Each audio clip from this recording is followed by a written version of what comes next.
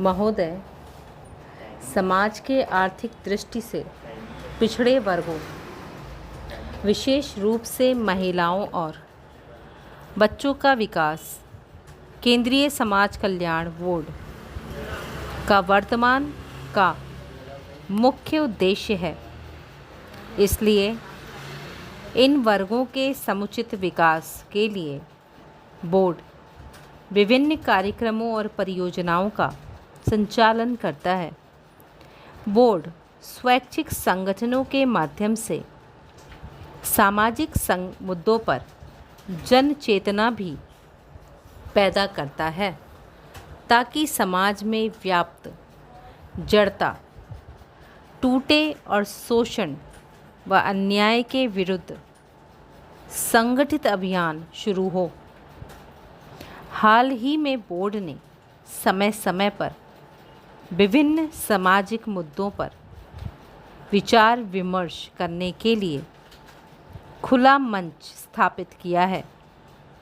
इस मंच पर सामाजिक समस्याओं पर सक्रिय स्वैच्छिक कार्यकर्ताओं और विशेषज्ञों के बीच खुला विचार विमर्श होगा।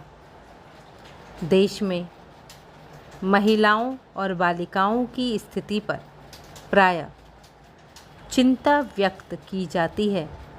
उनके साथ भेदभाव जैसे मुद्दों पर गहराई से विचार करने और इस संबंध में सरकारी तथा गैर सरकारी स्तर पर नीतियां तैयार करने का मार्ग प्रशस्त करने के लिए केंद्रीय बोर्ड ने खुले मंच के उद्घाटन में बालिकाओं के विकास के संदर्भ में मुद्दा बनाया।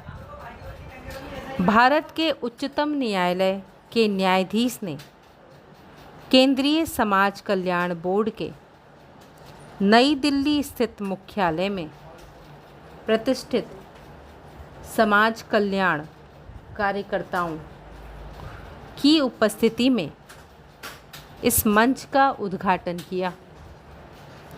केंद्रीय समाज कल्याण बोर्ड की कार्यकारिणी के सदस्य एवं सुप्रसिद्ध विधिवेत्ता डॉक्टर अभिषेक सिंघवी ने इस अवसर पर अपने स्वागत भाषण में न्यायमूर्ति तथा अन्य महानुभावों का स्वागत करते हुए कहा कि महिला एवं बाल विकास कल्याण के क्षेत्र में केंद्रीय समाज कल्याण बोर्ड एक शीर्ष संस्था है। राष्ट्र निर्माता पंडित जवाहरलाल नेहरू ने बोर्ड की कल्पना सामाजिक बदलाव के उत्प्रेरक के रूप में की थी।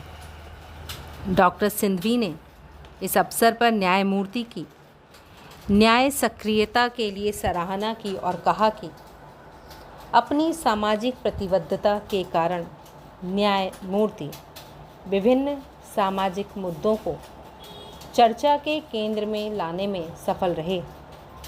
उन्होंने बालिकाओं की उपेक्षा को चर्चा का विषय बनाने के लिए केंद्रीय बोर्ड की सराहना की। खुले मंच का उद्घाटन करते हुए न्यायमूर्ति ने कहा कि भारतीय सामाजिक संरचना में स्त्री और पुरुषों की भूमिकाएं निर्धारित है। इन भूमिकाओं के निर्धारण ने स्त्रियों की भूमिका में हीनता का भाव भर दिया है। वह हीनता का संस्कार लिए हुए ही बड़ी होती हैं और यही संस्कार वह अपने बेटी को बड़े होने की प्रक्रिया के दौरान देती हैं।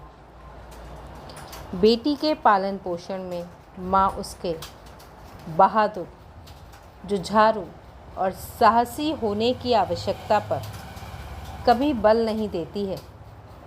बड़े होने की प्रक्रिया के दौरान ही उसके मन में सुरक्षा का भाव प्रबल होने लगता है। क्योंकि माँ उसे बार बार यही समझाती है कि उसका घर यह नहीं है, असली घर तो वह है जहाँ उसे शादी के बाद जाना है।